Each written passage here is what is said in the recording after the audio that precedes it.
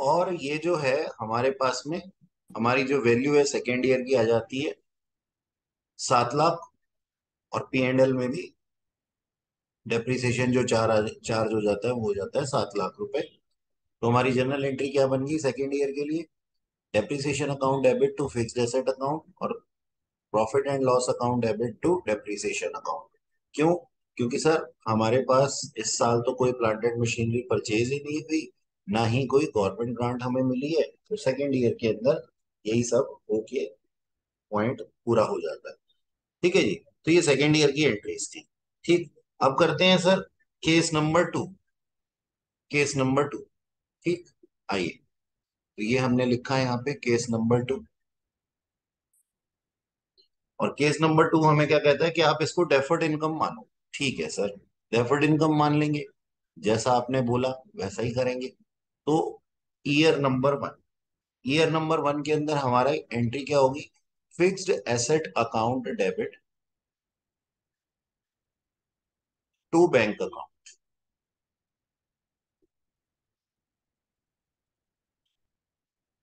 ठीक है जी। कितने का? सर 50 लाख रुपए का। अब हमें क्या कुछ रिडक्शन करनी है? नहीं सर, ऐसा तो हमें बिल्कुल नहीं करना। ठीक है। क्या हमें फिक्स्ड एसेट की वैल्यू में से कोई रिडक्शन करनी है? नहीं सर, ऐसा कुछ नहीं करना हमें। लेकिन फिर भी हमारे को रिसीव तो हुई है गवर्नमेंट ग्रांट्स, तो हम क्या एंट्री बनाएंगे? Bank account debit to deferred government grants. To deferred government grants.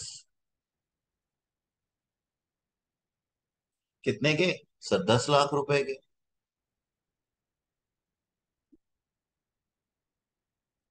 ये वो है जो अमाउंट हमें रिसीव हुआ है।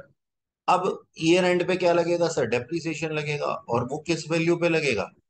सर 50 लाख के ऊपर हमारी स्क्रैप वैल्यू थी 5 लाख रुपए। 45 लाख रुपए हमारी कॉस्ट हो गई। 5 ईयर का टाइम पीरियड है।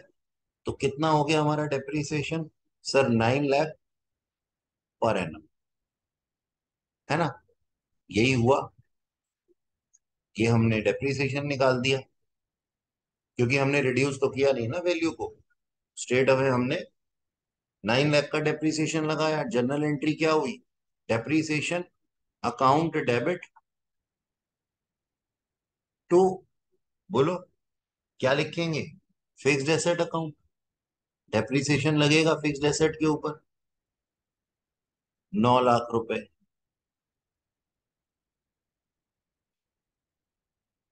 और फिर P and L account debit to depreciation account 9 lakh रुपए। सिंपल है ये तो, है ना? अब हम क्या करेंगे? हमें इस साल इनकम ट्रीट करना है, तो प्रॉफिट एंड लॉस अकाउंट को क्रेडिट करना पड़ेगा। तो हमारी एंट्री क्या बन जाएगी? हमारी एंट्री बन जाएगी deferred government grants. Deferred government grants account debit to profit and loss account. हमने इसको इनकम मान लिया। कितने को? सर 10 लाख को डिवाइड किया था हमने 5 से, तो 2 लाख रुपए आया था ना, निकाला था हमने जो। बस यही हमने यहाँ कर दिया कि उसको हमने 5 सालों के लिए गवर्नमेंट के से लिया था। तो 2 लाख रुपए की हमने इनकम मान ली। और आप देख सकते हैं कि गवर्नमेंट ग्रांट्स हमारी लाइबिलिटी थी जब हमने रिसीव की थी। और आज ये लाइबिलिटी क्या हुई थी उस टाइम पे जब रिसीव हुई थी? तो बढ़ी थी। और आज ये लाइबिलिटी क्या हो गई है सर? डिक्रीज हो गई है। ठीक है, तो डेबिट हो गई है। और पी एंड एल अकाउंट के अंदर हमने इसको इनकम माना है करंट ईयर की। यानी कि करंट ईयर के लिए कितना पैसा हमें रिसीव हुआ है गवर्नमेंट से, वो हमारी इनकम है। ठीक है ना? तो चाहे आप इसको रिकवरी कह लो, चाहे आप इसको इनकम कह लो, ठीक है जी, बात तो वही है। ठीक है। अगर रिकवरी मानोगे तो फिक्स्ड एसेट की वैल्यू को कम कर देगी और डेप्रिसिएशन कम हो जाएगा कंपैरेटिवली। ठीक है।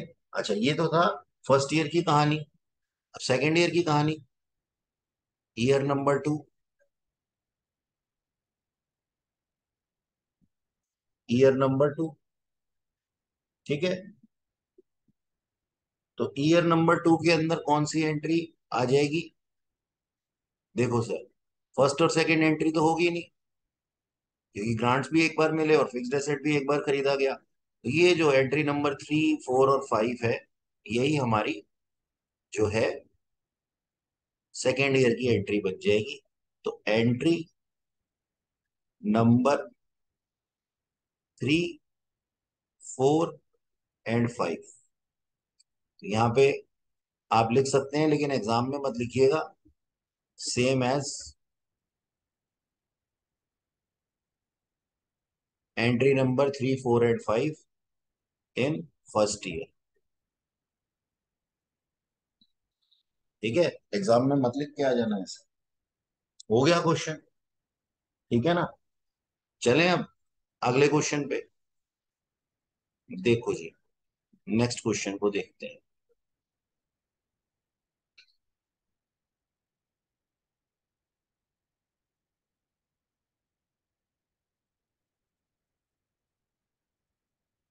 नेक्स्ट क्वेश्चन क्या कह रहा है हमारे को?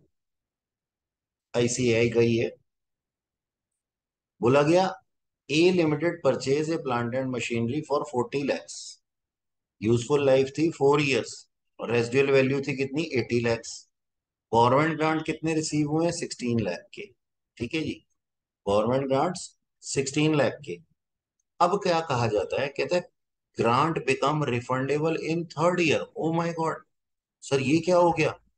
रिफंड करवा लिए गवर्नमेंट ऑफ इंडिया ने हमसे? हाँ sir, pass the necessary journal entry for third year if grant is credited to fixed asset account and grant is credited to deferred grant account। यानी कि ये क्या है? ये हमारे पास में मेथड नंबर 1 है, ये मेथड नंबर 1 है, और ये मेथड नंबर 2 है। सर रिफंड की बात क्यों कर रहे हैं? ये क्या हो गया ऐसा जो रिफंड करवा लिया? देखो जी, हमारे को ये जो गवर्नमेंट ग्रांट्स रिसीव होते हैं ना बेटा, ये गवर्नमेंट ग्रांट हमारे को रिसीव होते हैं किसी सोशल कॉज के लिए। और अगर ड्यूरिंग द ईयर किसी भी तरीके से ये प्रूफ हो जाता है कि हमने वो सोशल कॉज पूरा नहीं किया, तो ये ग्रांट्स हमसे छीन भी सकते हैं। तो यहाँ पे ऐसा ही कुछ हुआ होगा, गवर्नमेंट ग्रांट्स जो हैं वो छीन रहे हैं। ठीक है ना? तो आइए अब इसका क्या अकाउंटिंग इम्प्लीकेशन होगी, ये हम देखते हैं। आइए, क्वेश्चन हमने पढ़ लिया और हम यहाँ पे लिखते हैं आंसर नंबर 2।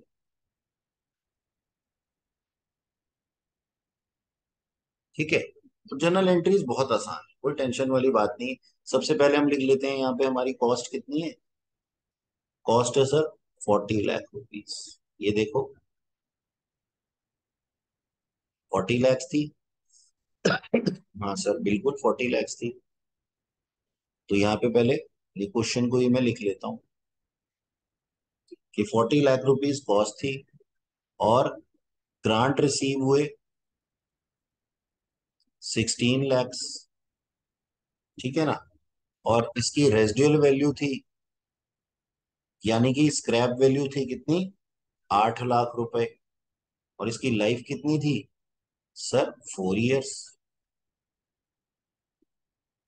ठीक है ना? ये सब हमने लिख दिया। अब हम करेंगे क्या? Case number 1। केस 1, केस 1 क्या कहता है? कहता है आप ना माइनस कर दो। ठीक है जी, एसेट की वैल्यू में से। ठीक है जी, तो पहले साल में क्या एंट्री हुई? First year, year 1। देखो अभी रिफंड के बारे में मत सोचना, अभी नॉर्मली जो आपने सीखा था ना उसी के बारे में सोचना। तो वो क्या है? वो है सर हमारे पास में plant and machinery account debit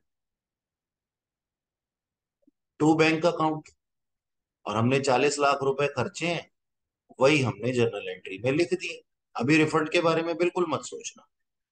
ठीक है सर, 40 lakhs हमने लिख दिए। और जैसे ही गवर्नमेंट ग्रांट रिसीव हुआ, तो हमने एक रिवर्सल एंट्री बना दी, बैंक अकाउंट डेबिट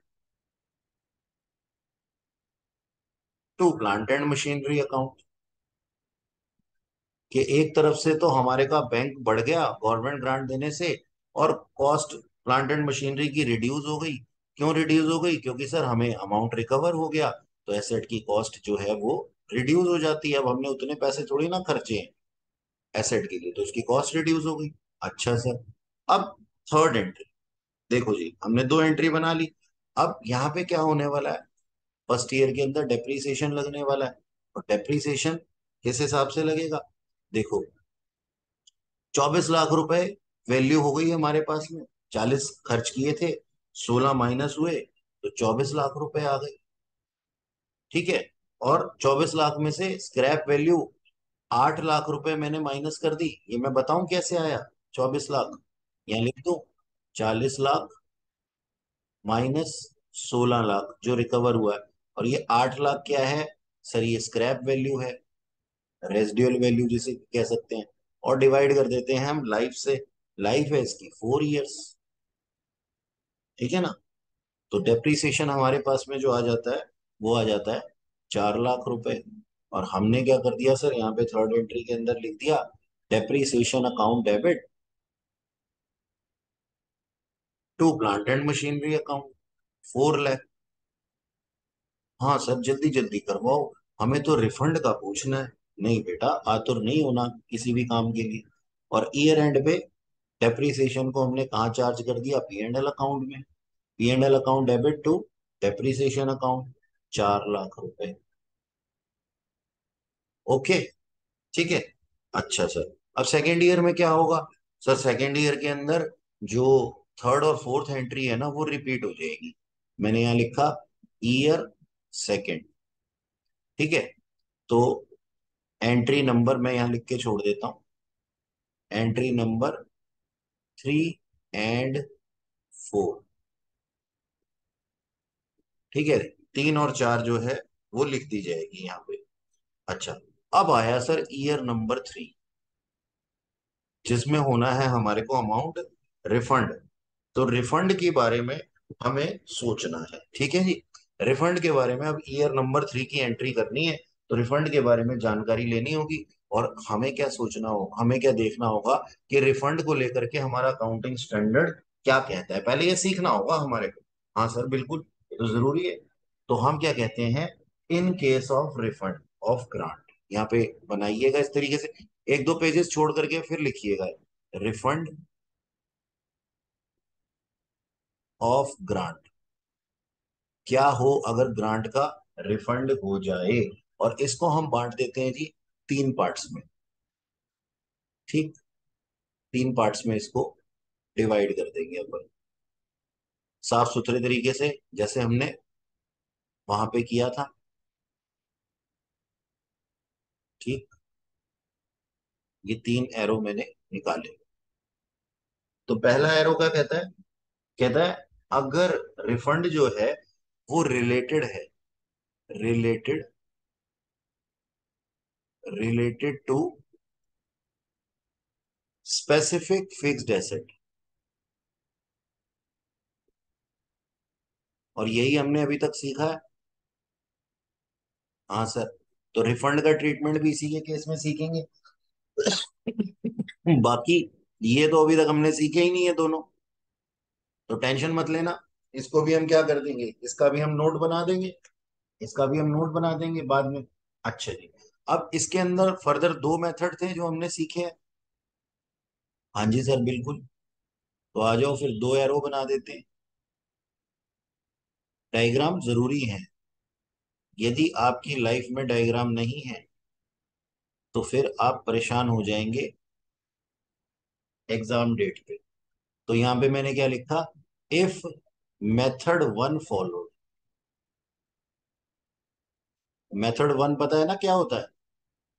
हाँ सर, यानी कि इसको हमने डिडक्ट कर दिया था अपनी प्लांट एंड मशीनरी की वैल्यू में से। हाँ जी बिल्कुल सही। और मेथड नंबर 2 क्या कहता है, इफ मेथड नंबर 2, कि हमने इसको इनकम माना था, मेथड 2 फॉलोड, तब क्या होगा। ठीक है जी। अच्छा जी, सर मेथड नंबर 2 के तो फर्दर फिर 2 पॉइंट थे, क्या इसमें भी हमें 2 बनाने पड़ेंगे, बनाने पड़ेंगे, बिल्कुल बनाने पड़ेंगे। तो हम क्या करेंगे, इसके भी 2 एरो निकाल देंगे बिल्कुल साफ सुथरे तरीके से। ठीक है बच्चों, तो हमने क्या किया, यहाँ पे इसके 2 एरो निकाले। ठीक है, इस तरीके से हमने ये बना लिया, पहले आप बना लो इसको अच्छे से। ये आप लोगों ने बना लिया होगा मेरे ख्याल मेरे साथ में। ठीक है, चलो अब ट्रीटमेंट लिखते हैं जी। अब ट्रीटमेंट क्या कहता है हमारे को? ट्रीटमेंट हमारे को ये कहता है कि अगर फर्स्ट मेथड है तो हमें क्या करना पड़ेगा? Increase book value of asset. है सर, ये क्या लिख रहे हो? पहले लिखो फिर समझाऊंगा। Increase book value of asset. ठीक है सर। और नंबर टू, प्रोवाइड डेप्रीसिएशन।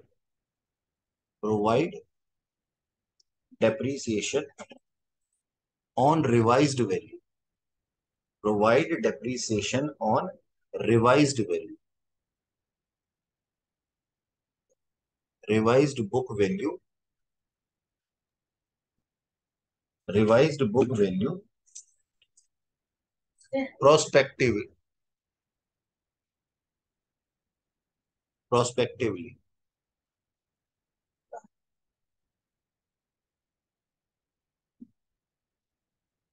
ठीक है जी, प्रोस्पेक्टिवली। सर इसका मतलब क्या है? हमें तो ना कुछ भी समझ नहीं आया। अरे भैया, जब तक मैंने समझाया ही नहीं तो तुम्हें समझ कैसे आएगा? है ना? अभी तो हमने सिर्फ डायग्राम बनाया है। अच्छा जी, चलो सर, अब जरा बता ही दो कि ये आपने लिखा क्या है। हाँ, अभी बताता हूँ कि क्या लिखा है और विद एग्जाम्पल बता। ठीक है जी, विद एग्जाम्पल हमारे को ये देखना है। ठीक, आओ जी, वहां पे चलते हैं अपने क्वेश्चन के ऊपर वापस से। ठीक, ये लो, मेरा ख्याल है आप लोगों ने इसको बना लिया हो।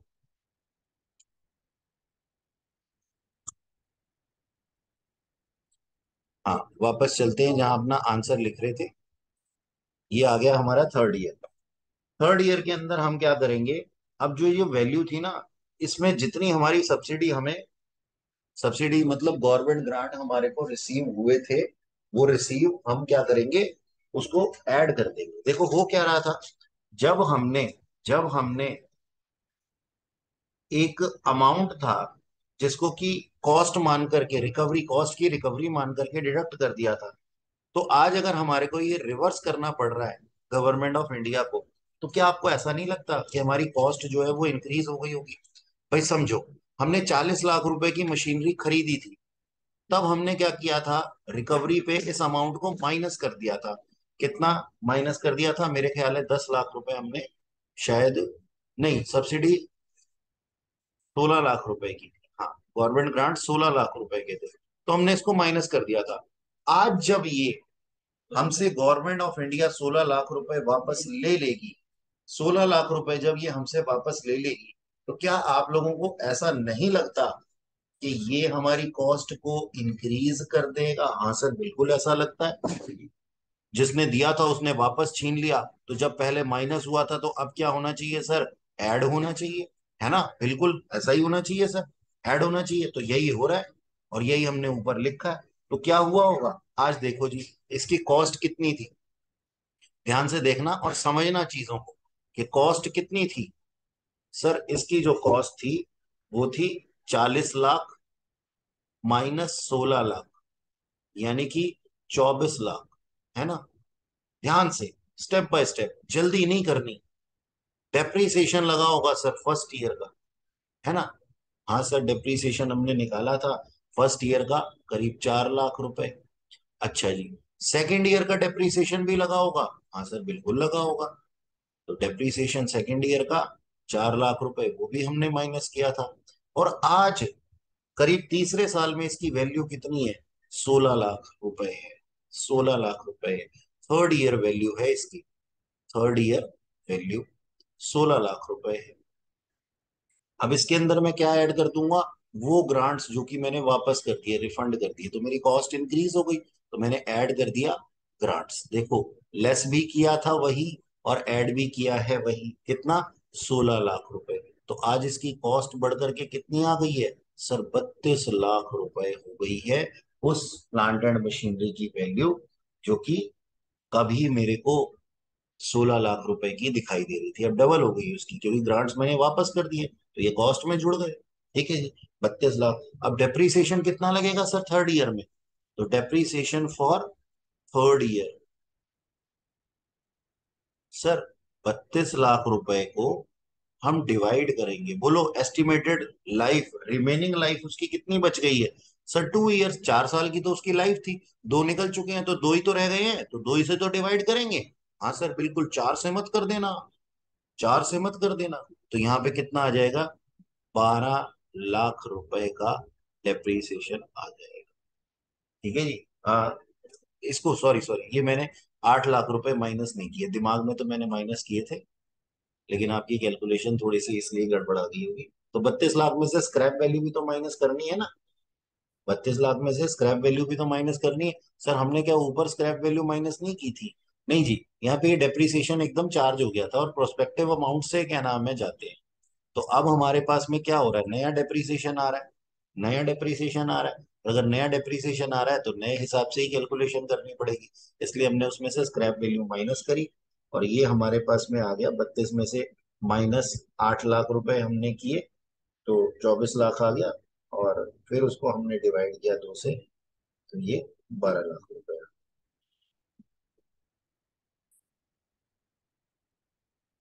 26 लाख रुपए, नहीं 24 लाख रुपए, 24 को ही तो किया है हमने, तभी तो 12 आया। एक बार चेक करना, ही 12 लाख ही आएगा ना। 32 लाख माइनस 8 लाख, हाँ 24 ही आता है, 32 में से 8 लाख माइनस करें तो 24 ही आता है, डिवाइड किया 2 से तो 12 लाख। तो अब डेप्रिसिएशन की ही तो एंट्री बननी थी, सिर्फ, और क्या एंट्री बनती है? सिर्फ डेप्रिसिएशन की ही एंट्री बनती है, और तो कोई एंट्री नहीं बनती आने वाले सालों में। ठीक है ना? तो चलिए हम इसकी जर्नल एंट्री बनाएंगे। सबसे पहले तो थर्ड ईयर के अंदर हम उसको क्या कर देंगे, इसकी वैल्यू को इंक्रीज कर देंगे, क्योंकि हमने रिफंड किया है ना। तो पहली एंट्री क्या बनेगी? पहली एंट्री वही बनेगी सर, 16 लाख रुपए जो हमने रिफंड किए हैं। तो हम क्या बनाएंगे? Machinery account debit, machinery account debit to bank account. ये 16 लाख रुपए हमने गवर्नमेंट ऑफ इंडिया को किसी इरेगुलरिटी की वजह से जो दिए हैं, उससे हमने अपनी कॉस्ट इंक्रीज कर दी है। और फिर डेप्रीसिएशन लगाया, तो depreciation account debit to plant and machinery account, और वो कितना है सर? 12 लाख रुपए। और फिर इस डेप्रीसिएशन को मैंने कहाँ चार्ज कर दिया जी? Sir P and L account में। तो मेरी जर्नल एंट्री क्या बन गई? P and L account debit to depreciation account, 12 lakh रुपए। बस यही थी थर्ड ईयर की जर्नल एंट्रीज, थर्ड ईयर की जर्नल एंट्रीज। ठीक है जी। ये तो था हमारा मेथड नंबर 1 जब हमने फॉलो किया था। ठीक है, ये सारा का सारा थर्ड ईयर की एंट्री के साथ। ये जब हमने केस 1, ये हमने क्या किया है? अभी केस 1 किया है, पिक्चर अभी बाकी है। ठीक है ना? तो केस 1 हमने किया है, अब केस 2 करेंगे, जहां पे हम उसको डेफर्ड इनकम मानते हैं, है ना?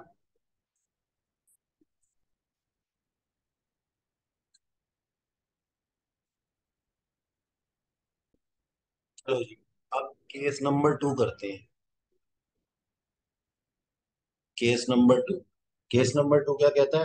डेफर्ड गवर्नमेंट ग्रांट मानना है हमने इसको।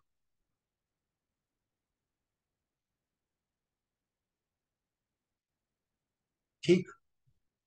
तो ईयर 1 में क्या एंट्री होगी, साथ के साथ लिखते चलिए। Machinery account debit to bank account, plant and machinery account debit to bank account, 40 lakh. वैसे तो ये आप खुद भी लिख सकते हैं, लेकिन कोई बात नहीं, चलिए। इस टाइप का पहला क्वेश्चन है तो वो मैं करवा देता हूँ। और दूसरा हमने क्या किया sir? Deferred, deferred government grants हमने रिसीव किए, तो दूसरी एंट्री होगी, क्योंकि मेथड नंबर 2 है, bank account debit to deferred government grants. ठीक है, अब देखो इस मेथड के अंदर हमने प्लांट एंड मशीनरी को इफेक्ट नहीं किया। वो कितने के मिले थे सर? 16 लाख रुपए के। ठीक। थर्ड एंट्री, हमारा डेप्रीसिएशन लगेगा, और वो कितना लगेगा सर? 40 लाख में से minus scrap value 8 lakh, 32 lakh के ऊपर 4 साल का जो डेप्रीसिएशन बनता है, वो बनता है सर हमारे पास में 8 लाख रुपए। अब ऐसा करते समय आपके दिमाग में ये भी आ रहा होगा ना कि अगर ये तो सर एसएलएम से हमने निकाल दिया है, डब्ल्यूडीबी से क्वेश्चन के अंदर दिया होता तो क्या करते, बस जानने के लिए बने रहिए, वो भी समझ में आएगा आपको कि डब्ल्यूडीबी के साथ में क्या होगा। क्योंकि ऐसी चीजें जब मैं भी पढ़ता था ना तो मेरे दिमाग में आती थी, आप लोगों के दिमाग में भी आती होंगी कि सर ये तो एसएलएम चल रहा है अभी तक, लेकिन पहले हम एसएलएम पे अपनी पूरी कमांड बना लें, उसके बाद में जो है वो फिर हम डब्ल्यूडीबी से भी क्वेश्चन करेंगे। अगली एंट्री क्या आ गई, depreciation account debit to plant and machinery account, कितना, 8 लाख रुपए।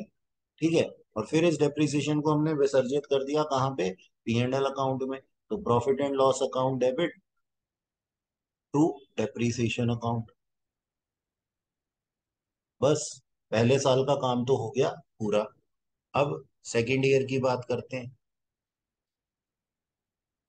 ये रहा सर ईयर 2। सेकेंड ईयर में क्या एंट्री होगी, सर सेम ही एंट्री होगी, तो हम यहाँ लिख देते हैं एंट्री नंबर 3 और 4, है ना, यही एंट्री होगी सेकेंड ईयर में। और कुछ नया तो होने नहीं वाला। अरे देखो, सावधानी हटी दुर्घटना घटी, वहां पे हमने 4 तक एंट्री करके छोड़ दिया, गवर्नमेंट ग्रांट्स का तो कुछ किया ही नहीं, है ना, तो वो भी तो करना था, 5वीं एंट्री वो भी लिखनी थी। Deferred government grants, defer government grants debit to profit and loss account, है ना, और वो कितना आ जाएगा, सर 16 लाख रुपए के गवर्नमेंट ग्रांट्स 4 सालों के लिए मिले थे, तो एक साल के लिए कितना हो गया, सर 4 लाख रुपए। तो वो 4 लाख रुपए हमने अपनी इनकम मान ली यहाँ पे P&L अकाउंट की क्रेडिट साइड पर। ठीक है जी, तो ये पांचों एंट्रियां हमने यहाँ पे इस तरीके से लिख देनी है। और ईयर 2 के अंदर कौन कौन सी एंट्री आ जाएंगी हमारे पास में, सर एंट्री आ जाएगी हमारे पास तीसरी, चौथी और पांचवी, 4, एंट्री नंबर 4 एंड 3, 4 एंड 5। ठीक है जी, same as in first year.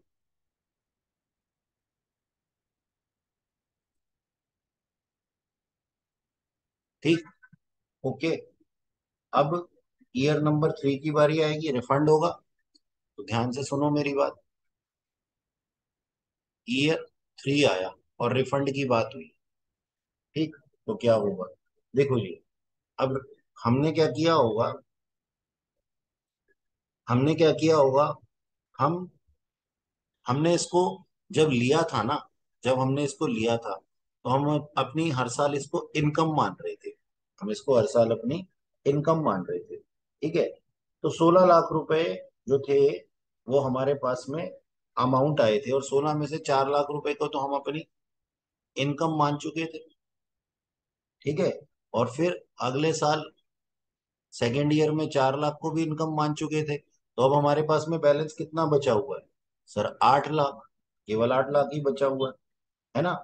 अब देखो हमारे को कितना बैंक से पेमेंट करना पड़ा है, बैंक से पेमेंट करना पड़ा है सर पूरा का पूरा 16 लाख, यानी कि जितना उन्होंने दिया था उतना वो गवर्नमेंट ऑफ इंडिया रिफंड कर लेगी। तो हमारी एंट्री क्या बनेगी, deferred government grants, defer government grants debit to bank account.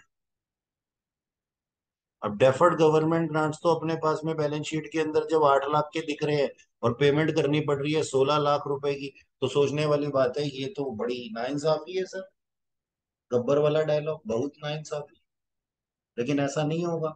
अब क्या होगा, इस अमाउंट को हम कहाँ चार्ज कर देंगे सर, P&L अकाउंट में, तो हम क्या एंट्री बना देंगे, P&L अकाउंट डेबिट, जो हम कंज्यूम कर चुके हैं, जिसको हम अपनी इनकम मान रहे थे आज तक, उस 8 लाख रुपए को हमने अपना आज लॉस यानी कि एक्सपेंस मान लिया, क्योंकि जब मिल रहा था तो हम खुश हो रहे थे, और जैसे ही हमने कोई इरेगुलरिटी की और सरकार ने हमसे वो पैसा छीन लिया, तो जो हम कंज्यूम कर चुके थे वो रिटर्न तो कर नहीं सकते थे, तो जिसको हम हर साल अपनी इनकम मान रहे थे P&L अकाउंट की क्रेडिट साइड पे लिख करके, आज उसे हमें अपना एक्सपेंस मानना पड़ा। क्या ये बात आप लोगों को समझ में आती है, कृपया जवाब दें। Yes sir. केवल जर्नल एंट्री का रट्टा ही नहीं मारना, हमें उसका मतलब भी समझना है। ठीक है। चैट में जवाब दे रहे हैं, yes sir Vishal Sharma ji. Okay. और लोग भी। चलो खैर कोई बात नहीं, आप लोगों ने इसको नोट करना है, कर लो फटाफट से। अच्छा चलो, अब जर्नल एंट्री तो लिखे हैं आगे की। एक जनरल एंट्री तो ये हो गई। और दूसरी, अब सर मशीनरी के ऊपर डेप्रिसिएशन नहीं लगेगा क्या? बिल्कुल लगेगा सर। और वो तो 8 लाख रुपए ही लगता रहेगा, तो हम एंट्री क्या बनाएंगे? Depreciation account debit to plant and machinery account. है ना? कितने का था सर? वो अपना 8 लाख चल रहा था, 8 लाख ही चलेगा। उसमें थोड़ी ना कुछ चेंज आएगा, क्योंकि एसेट की वैल्यू के साथ में थोड़ी ना हमने कोई पंगा किया था। और दूसरा, profit and loss account debit to अपना डेप्रिसिएशन अकाउंट। एसेट की वैल्यू के साथ हमने छेड़छाड़ की ही नहीं थी, वही वैल्यूज आ जाएगी। तो इसको नोट कर लीजिए, ये इस तरीके से आपके पास में जर्नल एंट्री दिखाई देगी। ओके। अब इसको जो डायग्राम को हमने लिखना है, पूरा करना है, वो भी हम करेंगे। ये आप लोगों ने लिख लिया? जल्दी बताओ, चलूं आगे? क्योंकि ये मेथड 2 मैंने आप लोगों को बता तो दिया, समझा तो दिया, लेकिन इसको हमने यहाँ पे लिखा नहीं हुआ, तो आओ लिख लेते हैं। चलो, प्रियंका जी कह रही है कि हाँ हमने बना लिया है सर। तो यहाँ पे आप लिखेंगे क्या? Depreciable asset. अभी नॉन डेप्रीशिएबल एसेट का भी देखते हैं। नॉन डेप्रीशिएबल एसेट का भी देखते हैं। अकाउंट लिख रहा हूँ देखो, एसेट की जगह पे। ठीक है, ये हमने लिखा। और सर जी, इसके अंदर हम क्या लिखेंगे? लिखेंगे फर्स्ट यूटिलाइज,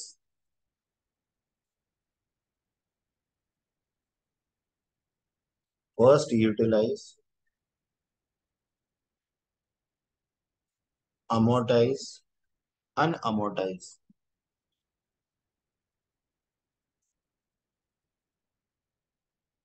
अनअमोर्टाइज, डेफर्ड क्रेडिट।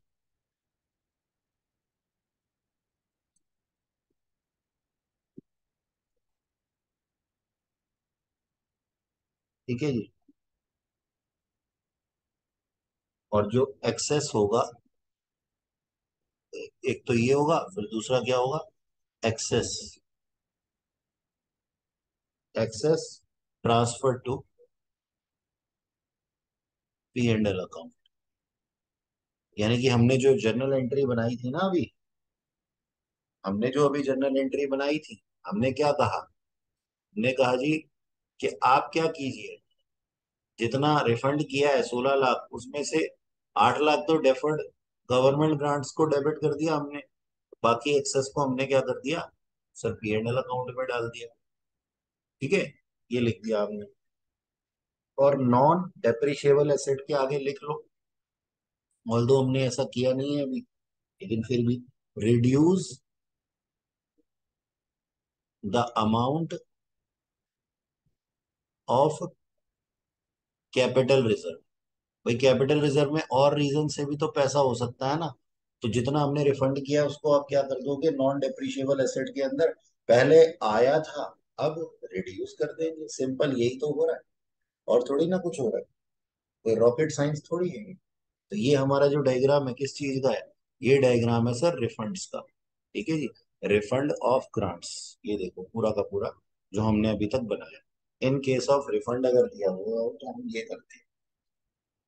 ठीक है, ऊपर भी एक डायग्राम हमने बनाया था, और नीचे भी ये डायग्राम हमने बनाया है, वहां पे रिसीव करने का डायग्राम बनाया था, ये देखो, ये रहा।